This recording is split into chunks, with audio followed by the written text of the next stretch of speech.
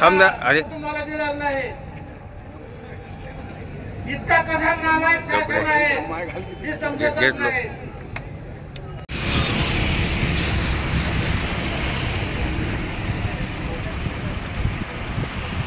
पुरस्कृत जो कोण महायुतीचे सरकार आहेत, सरकारमध्ये बसलेले लोक आहेत, त्यांच्या आवास योजनेमध्ये जो घोटाळा झालाय तो घोटाळा या ठिकाणी ती यादी रद्द झालीच पाहिजे।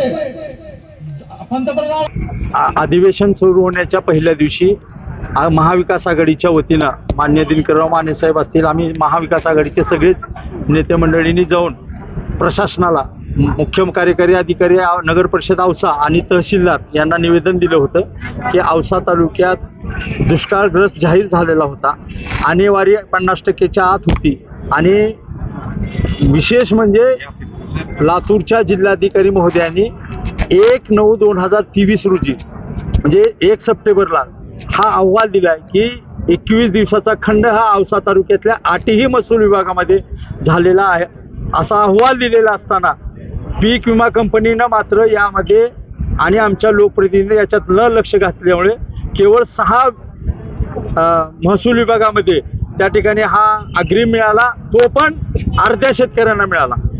1,25,000 शेतकऱ्यांनी हा पीक विमा भरला होता, त्याच्यापैकी 47,000 लोकांना मिळालेला नाही, केवळ 77,000 लोकांनाच 25% अग्रिम मिळाला आहे। 75% आणखीन उर्वरित तर कुणालाच मिळालं नाही, 100% मिळालं नाही।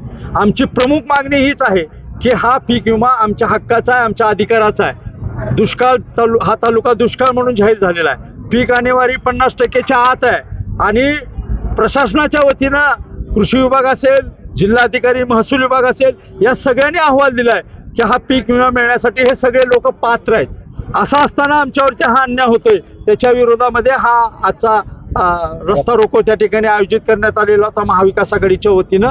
आणि जर अधिवेशन चालू आहे, या आम्हाला अपेक्षा आहे या अधिवेशनामध्ये ह्या प्रश्नाविषयी चर्चा होईल आणि आमचा हा विषय मार्गी लागेल।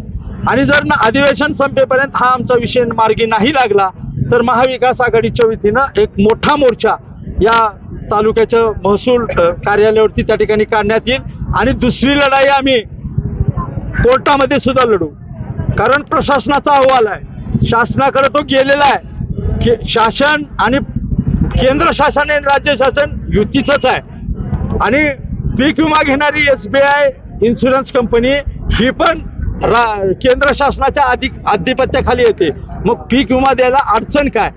आमदार देखील सत्ताधारी पक्षाचे, असं सगळं एवढे जमेच्या बाजू असताना जर या तालुक्यातल्या लोकांवरती अन्याय होणार असेल तर त्याच्या विरोधात महाविकास आघाडी निश्चितपणाने आवाज उठवेल। आज महाविकास आघाडीच्या वतीनं आम्ही या ठिकाणी प्राथमिक स्वरूपात रस्ता रोको आंदोलन केलंय।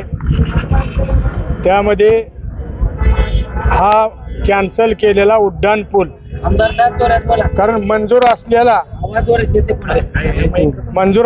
पूल पण काही स्वार्थी मंडळीच्या स्वार्थ साध्य करण्यासाठी हा पूल कॅन्सल केला।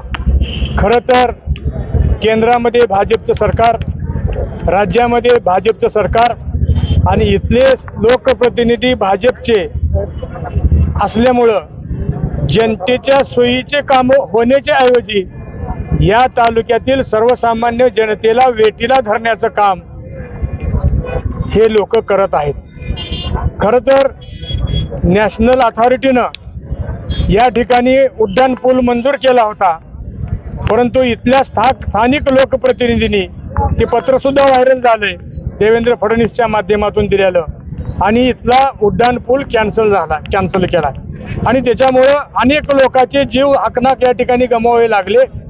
आणि म्हणून पुन्हा आमची मागणी आहे की या ठिकाणचा पूल हा पिलरचा झाला पाहिजे, जेणेकरून या ठिकाणचे व्यापारी वर्ग सुद्धा विस्थापित न झाले पाहिजेत, कारण इथला व्यापारी बी जिवंत राहिला पाहिजे आणि दळणवळणाची सोय सुद्धा झाली पाहिजे। ह्या प्रमुख हेतूसाठी आजचा आम्ही रस्ता रोको केलेला आहे।